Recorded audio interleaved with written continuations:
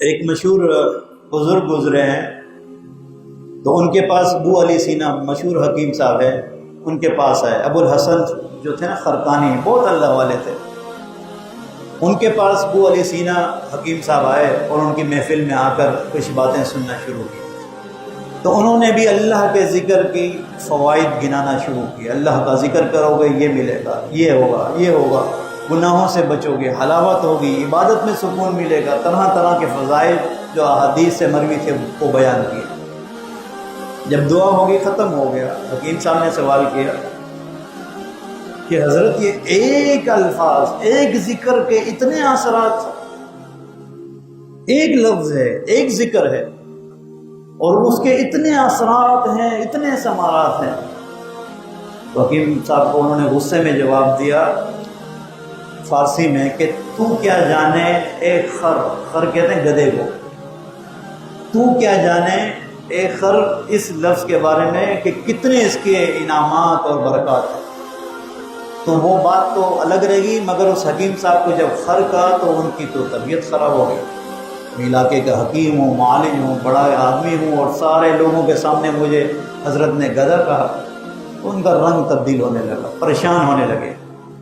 تو عبد الحسن جو تھے خرقانی، جو رحمہ اللہ اللہ والے تھے، ان کے تو جملوں میں بڑی باتیں اور کرامات، جو لفظ کہتے تھے اس کے اثرات دور تک پہنچتے تھے۔ انہوں نے کہا حکیم صاحب آپ کے چہرے پر بل، ماتھے پر بل اور پسینہ اور چہرے پر تغیر کیوں ہو رہا ہے؟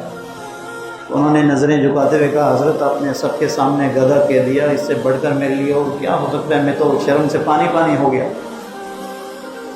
کہا اے حکیم صاحب، اے ابو علی سینا، ایک لفظ جو گدھا ہے، میں نے تجھے کہا تیری رنگت تبدیلی، چہرے پہ پسینہ، ماتھے پر بل آ گئے، تو وہ تو اللہ کا نام ہے، اس سے کیوں نہ تبدیلیاں آئیں لوگوں کی زندگیوں میں، وہ تو اللہ کا نام ہے۔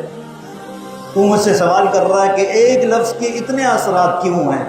ایک گدھے کے لفظ سے آپ کی زندگی میں اتنے تغیرات آ گئے، غصہ آ گیا، ناراضگی ہو گئی، ماتھے پہ بل آ گیا، پسینہ آ گیا، لوگوں کے سامنے شرمندہ ہو گئے، پسینہ پسینہ ہو گئے، تو وہ تو اللہ کی ذات کا ذکر ہے، تو اس کے کتنے کرامات ہوں گے، آپ مجھ سے اس کے بارے میں سوال کر رہے ہیں، یہ اس کا جواب ہے۔